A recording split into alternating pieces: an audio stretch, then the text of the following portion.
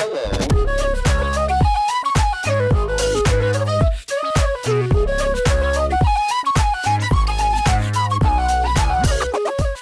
you go, it's everyone, Kazimir Tossiv, and welcome back to episode number 144 of the Inline G Flute podcast with me, your host, motherfucking Inline G. Mwah.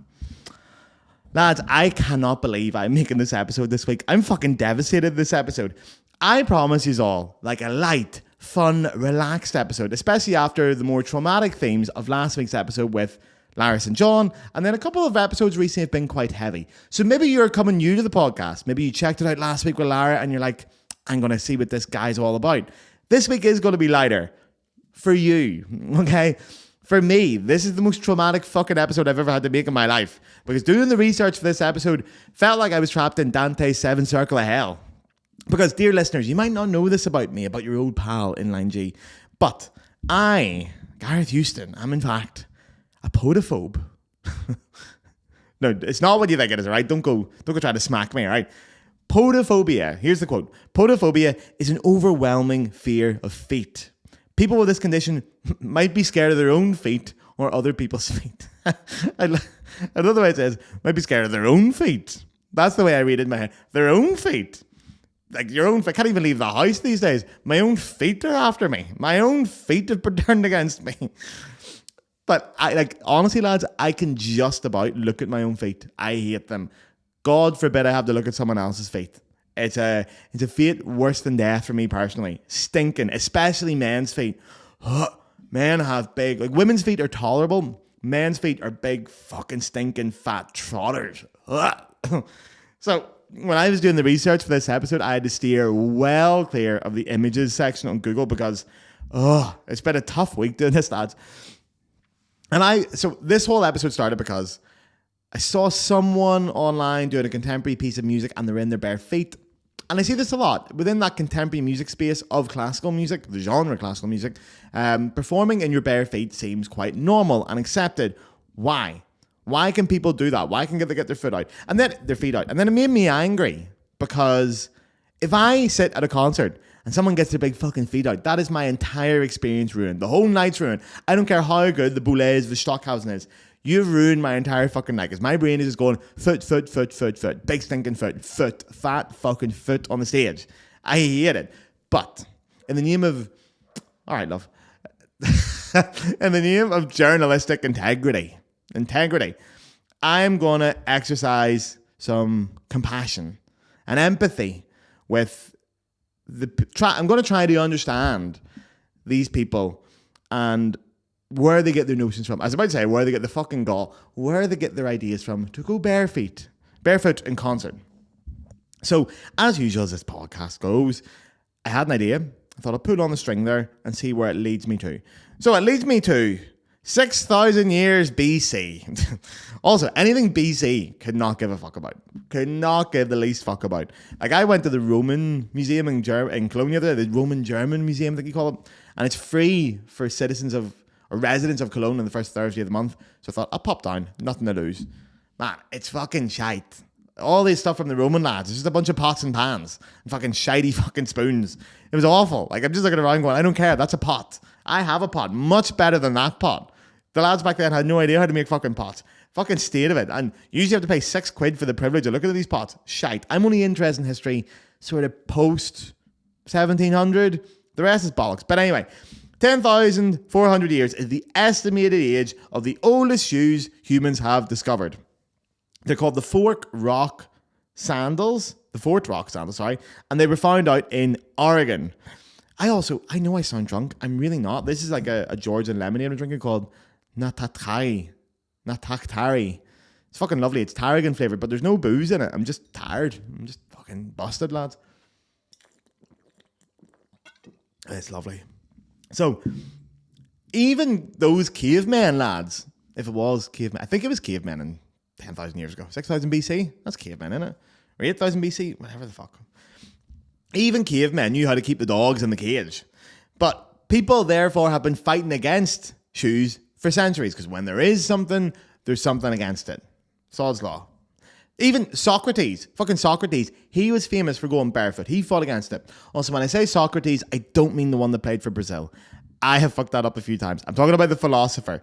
Also, Socrates' mate Diogenes, he did that too. He was like the OG rebel. He was famous for it. And he dropped the shoes in the form of asceticism. Now, also, when I talk about asceticism, which I'm going to do a lot in this episode, don't confuse it with aestheticism, which is when something is aesthetic. So it's made to be pleasurable for the eye or just to look good. Asceticism is totally different. Asceticism is denying yourself like worldly pleasures or using self-discipline even just to achieve like a higher moral or intellectual plane or understanding or achieve your goals in that way. So it's basically getting rid of it. It's basically like fucking going on Lent and stuff like that. It's denying yourself worldly pleasures and things like that to achieve a higher state. That's asceticism. Now, that has similar grounds as well to discalciation. That was a whole movement as well. Discalciation was brought into the West by Francis of Assisi for men. And St. Clara brought it in for women. And they also got rid of the shoes. That's part of discalciation. Their whole idea was getting rid of the shoes. They viewed shoes as like too soft or too comfortable. And more importantly, they linked it to this kind of institutional softness, that everyone went too soft and comfortable and it needed to be got rid of. It was almost viewed as like vulgar or too luxurious to have shoes. So they went unshod. So that's the name they used. Not unshoed, unshod, which means without shoes, but it does have a couple of little exceptions. So back then, you could have like crude, ugly footwear. As long as the purpose of the footwear you could wear would be, it would make daily life easier and daily tasks easier, but they could have no aesthetic value or luxury value whatsoever. So it was about renouncing luxury, and all things came about with it, and essentially living how Jesus did back in the day. Which often this meant really shite sandals, like made out of fucking ropes or bits of wood and all that shit. Which is why sandals these days still have that like religious feel to them. Because also, not only did Jesus wear them, fucking roasting out there. Where Jesus comes from, where he came from, fucking roasting hot out there. So he's not going to be running about in a pair of Air Maxes, is he?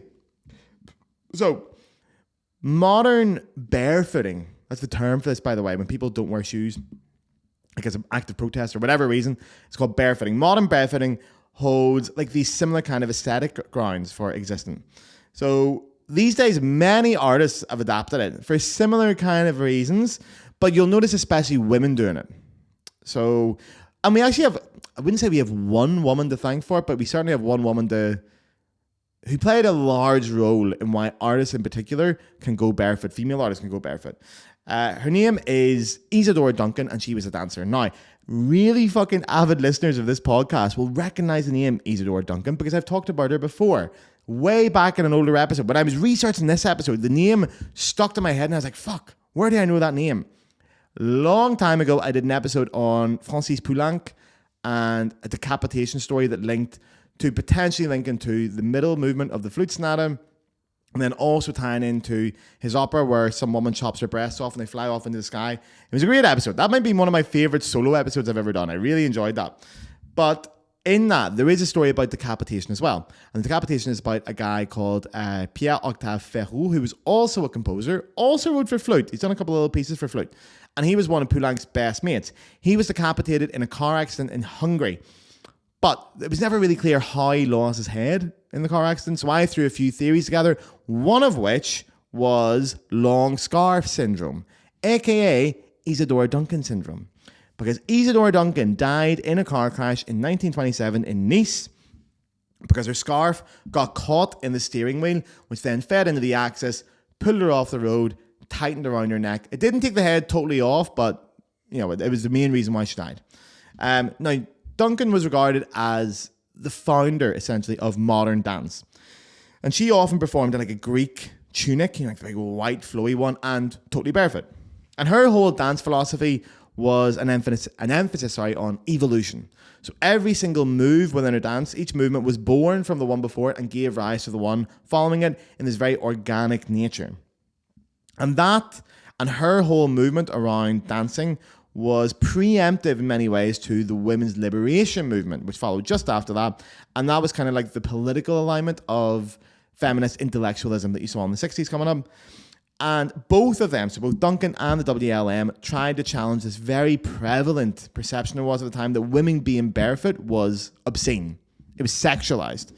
So then those who started it, then you had people like those two groups. Then you had people like Brigitte Bardot, who used going barefoot as part of the sexual liberation of women that then followed on from that, especially in the sort of late 50s, early 60s.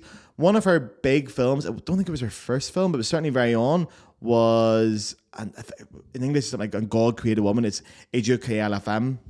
And she played a character called Juliette in it. And it was her big like breakout role as I want to use this phrase very carefully, but a sex kitten is what people would have called her back then. Certainly a sex symbol in that way. And she became a sex icon overnight, especially for liberation for women, because in most of that film, she is barefoot. A lot of her films after that just went barefoot at the time as well. And she took it as part of the liberation, just to say, here, I don't give a fuck if you're sexualizing it. I'm going to do it. You might find it sexy. Great. I like that you find it sexy. That's my thing. Fair play to me. So after that, with Duncan bringing it in a serious attitude, the WM pushing for it in many other ways, and then Brigitte Bardot exploding it overnight, suddenly women going barefoot in the arts became very commonplace. She also went over to Hollywood. You had people like Sharon Tate, the actress who famously went barefoot all the time. She was played by Margot Robbie in that Once Upon a Time in Hollywood film, where Margot Robbie also get the dogs out. And then Julia Roberts even. Julia Roberts always went barefoot. Like apparently even she went to award shows, like the Oscars and the Golden Globes and stuff, barefoot. And a couple of her roles barefoot, but in her personal life she did it.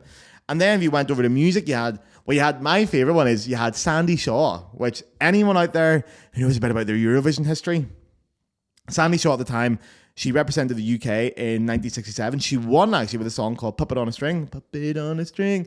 Great song. She was known as the Barefoot Pop Princess. She always performed barefoot. And fun fact, actually, Sandy Shaw is one of 5 people to have won Eurovision while performing barefoot. 5 winning performances.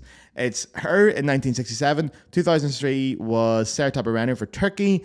2008, Dima Bilan for Russia. 2012, Loreen for Sweden. She won it again, but don't think she was barefoot the second time. And 2013, Emily de Forest for Denmark. So Sandy Shaw sort of let that all start. I think she actually is like, she opened some kind of clinic up as well. Like a podiatry clinic or something. Fuck, I should have researched that. But anyway, she was big into her barefoot thing. And it became very commonplace. And then if you follow the sort of females in the pop, slightly folky, adjacent pop music world, you got people like, Belinda Carlisle, Amy Grant, Sheryl Crow, right up to Idina Menzel. Shakira performs barefoot all the time. Kelly Clarkson, Joss Stone, Ellie Goulding, Florence, all doing it. So in pop music, it became very commonplace, and it is to this day very, very commonplace. Classical musicians, not so much, as is often the rule with classical music. We have so many of our own norms and accepted things that we never quite follow everyone else, when sometimes we probably fucking should. But there are 2 musicians that I want to talk about today who do perform barefoot in the classical music world. Now, before I do that, actually, was it 12 minutes? We're going to do the Patreon read, okay? Because I need to get this out now. If this is your first time listening to the Inline G, or the second time listening to the Inline G podcast, please hang on, listen to this next minute or 2. It's very important. If you're a regular listener, you can skip ahead. You know what I'm about to do, okay? So, the Inline G podcast is free, and it will always be free. That is a motherfucking guarantee. But if you wish to donate to the podcast, you can now do so through the Patreon. On the screen now is the address. And for the audio listeners, it is patreon.com/the Inline G Flute podcast. The link is, of course, in the bio. Listen, guys, here's the crack. You get an episode of this podcast every single Friday. That's 4 episodes a month. If you listen to an episode and you thought, fuck, that's really nice. If I saw Gareth in the pub, I'd buy him a pint to say thank you. You can now do so online. It's €5 a month to sign up to the Patreon. You can also, or $5, you can sign up online and instantly unsubscribe if you just want to give me like a one-off fee. And say, oh, cheers, Gareth, I appreciated that. This is the definition of a small independent podcast. I do everything around here on my own. It is a monumental amount of work, but I adore it. It is the greatest artistic and creative project I've undertaken in my life. I adore the work I do in this podcast, but it is a lot.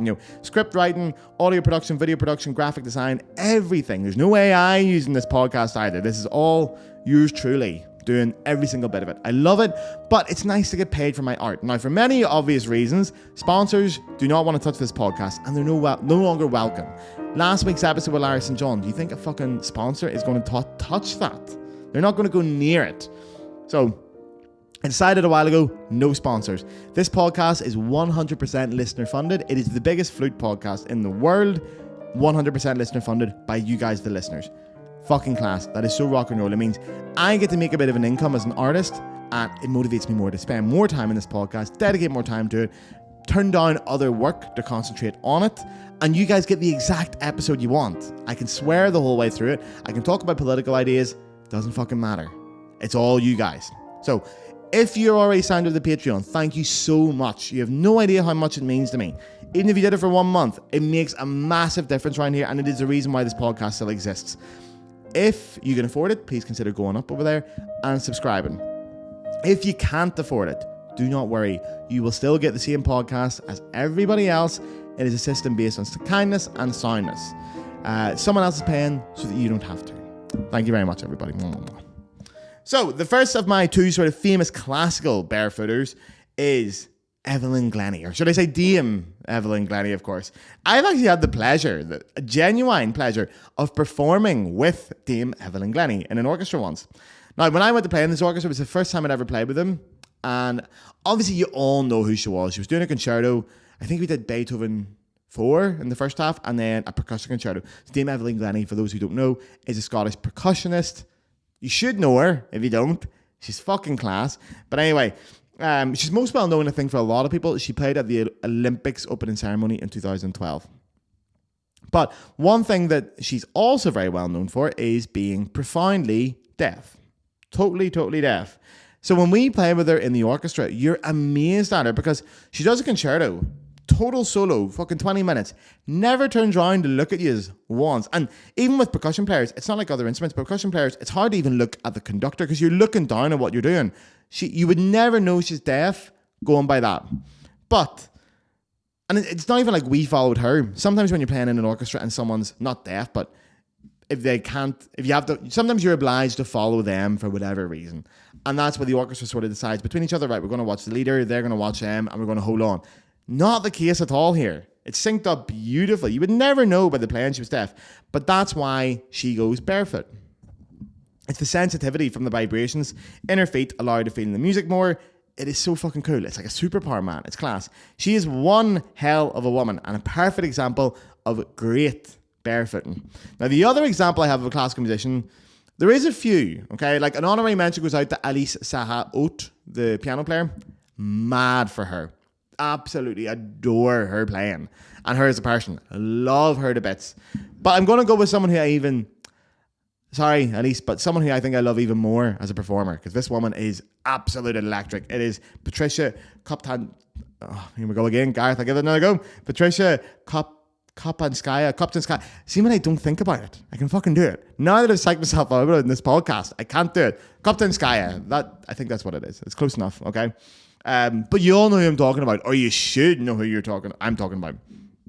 She is a violin player from Moldova. I think she's Moldovan, Austrian, Swiss, and she is one fucking hell of a violin player, one hell of a woman. She is so rock and roll. Anytime she records anything with Theodore Karensis conducting, I go mad for it. She's done a Tchaikovsky concerto with him. Holy fucking shit. It is transcendent. And she's not like stereotypical, like, mad and modern artist trope. She's got that whole vibe going on. Like, if any of you have seen Mozart in the Jungle, I think that blonde violin player in it, Anna Maria, Rodrigo's wife, I think she's loosely based off Patricia. I think that's a kind of idea. Now, apparently Americans don't know her that well because as her career really started to skyrocket, COVID hit. So I don't know if she's gigging in America now, but in Europe, she is very well known. If you don't know her, go watch a video of her. Don't listen to her. Go watch it. She is unbelievable. Like, it's buckfast violin playing. She plays everything as if her life literally depended on it. Like, as if she was to do something without 100% dedication to the idea of the musical phrase, she would die. It's absolute fury. She goes totally barefoot. Usually her violin chin rest has like a wee pride flag on it as well. Now phrasing, give the ball away there. The one criticism I hear of her playing is her phrasing, because it's very like, it's quite angular in some ways. It's almost like if you were speaking and you put emphasis on words that you wouldn't necessarily put emphasis on. It's got this like slightly jarring effect, but you still understand the phrase and the structure, but it's just a little bit off. I love it. I think it's so refreshing and so amazing. And she is very much upset the status quo in general, not just with her phrasing, but with her whole attitude and the way she plays. She is really upset the status quo in classical music. She is fiercely individualistic as well. And her reason for going barefoot is for grounding purposes, which we are going to talk about at some point as well, because that's very important. That's one of the big reasons why people say they go barefoot. But it's a bit of a fuck you to classical conventions, because unfortunately, you cannot turn up to Opéra de Paris or Musique Verein barefoot and do a concert. You just can't. It isn't accepted. Look at the shit Yuja Wine gets for just getting her shoulders out in a fucking concert. Imagine she got her feet out too. Norman Breck would have a fucking aneurysm if Yuja Wine got her feet out on stage. So for these girls, sometimes going barefoot is like this quiet statement of rebellion. And famously, contemporary music or contemporary music spaces provide a better atmosphere and environment for that. The music embraces the unusual in every sense. So contemporary music is used to breaking down barriers. If you're already abandoning tonality and you're playing in some fucking old abandoned cheese warehouse in Brooklyn, a set of bare feet isn't going to surprise anyone. It's not going to ruffle any feathers. So you'll see musicians often in those circles do it, but in traditional classical music, you don't see it very often. And as I did say, it can be for a quiet protest, but it can also be for this grounding technique, which we talked about. So grounding, when I used to hear that back in the day, I remember Janet Devlin. If anyone remembers Janet Devlin, fair play to you. She was in the X Factor in the UK, must be 2012-ish, something around that. 2010 maybe, 2011. I just moved to college. But she was from the north of Ireland, like down where I am. She always performed barefoot. And it was all this like mythical fairy kind of thing. And you think grounding, oh God, it was a bit eye-rolly. It's like, fuck's sake, who do you think you are? But it's actually not that. It's not this whole mystical thing. There is genuine fucking science around it. Like basically, your feet, especially at the bottom, are loaded with nerve endings, like very fucking densely packed in with nerve endings. They're very sensitive. So when you get the dogs out, they can sense weight movements and weight changes, balance shifts. They can sense when you sway where the pressure goes, if the pressure is better or worse. So that's like an added feedback loop when you're thinking about your entire performance. And when you're wearing shoes, we don't get that feedback loop. So then it also, which is a very important thing for flute players, your posture chain of how it all starts, it begins with the feet. So well-placed feet at the very bottom will then stabilize everything from there. So your posture chain is basically when your feet are done, then it goes up to your knees. Your knees will be well supported, well balanced. That'll go up to like your pelvis and your hips, which will then lead to your spine, and then blah, blah, blah. And it goes right up to your head and do your breathing. So if you have a problem in your posture chain, you have to find out where it is and you have to correct it. But something like your knees being sore can affect your breathing. Obviously, it makes total sense.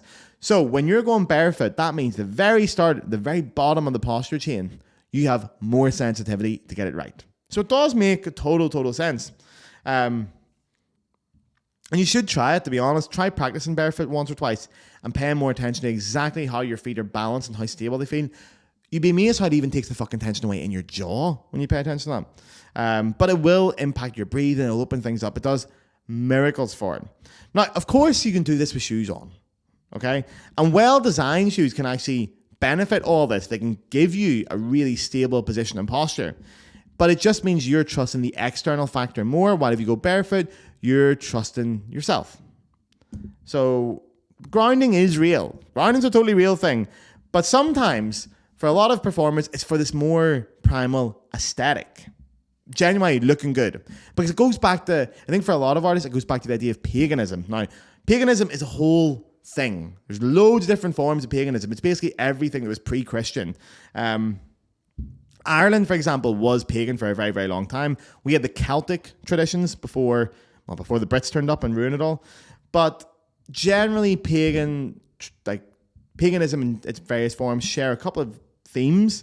It'll be multiple gods, or spirits usually.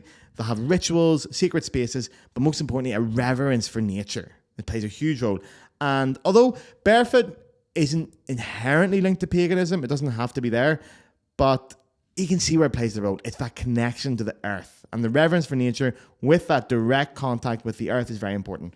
Like, Ireland became Christian in about 400 AD, something around them. Shoes have been knocking about for a long time. Lads have been wearing shoes for fucking ages. So it is rarely ruled that you don't wear shoes in paganism. But again, it's the symbolism of the connection to the earth, sacred contact with nature, and this vulnerability that it brings. Also on that, I think this perceived vulnerability of barefoot, especially women, is why so many lads have foot fetishes, which is fucking disgusting. You're all stinking. You should be shot. We don't kink judge on this podcast, except if you're into feet, you should be fucking shot. But that is a podcast for another day. You aren't ready for that. But pagans will often wear sandals. Like, modern pagans will wear sandals. The same as like the Carmelites did all those years ago as a form of discalciation. So it could be for grounding. It could be for an act of rebellion. It could be a symbol of paganism or spirituality. But barefoot feels like it will never have a place in the modern concert hall, in the classical modern concert hall. And because all these things are inherently enemies of classical conservatism. Now, so far, until now, Jesus, got German squeaking into me. Until now, I've only spoken about women going barefoot. Now, plenty of men do it too. Which leads me to my final point, dear listeners of this podcast, because I wanted to make some arguments against barefooting, because I know I've listened and I've researched and I've heard it, and I should be mature, but I still think it's stinking. Now, this episode has been very beneficial to me. It's opened my eyes up a little bit. And I did think for a while that maybe I'm the problem, hating on people going barefoot. Maybe I should open up my eyes. Maybe I should grow up. But then, during my research for this podcast, I saw a video of Rick Rubin, the music producer, and apparently he goes barefoot. When I saw the state of his fucking big hooves, I almost vomited, and I was like, nah, that's it. That's why you shouldn't go barefoot. That's the problem. Men have fucking stinking feet, and they should never be out. If you're a man, no exceptions, put the feet away. Never need them. Big fucking hooves on them, big hobbit feet on them. And lads, they never trim their toenails either, so they're all fucking pointy out, and they're dry and cracky feet, and they never moisturize. Big fucking dirty trotters. Awful. Initially, I wanted to end this episode by saying, although there are many reasons, both symbolic and practical, to go barefoot as an artist on stage, perhaps it's worth considering the responsibility of an audience member, or to your audience member, having an intense foot phobia. Maybe they're going to be uncomfortable. Maybe you should consider that as an artist before you go barefoot. But nah, do you know what? Instead, I've decided something else.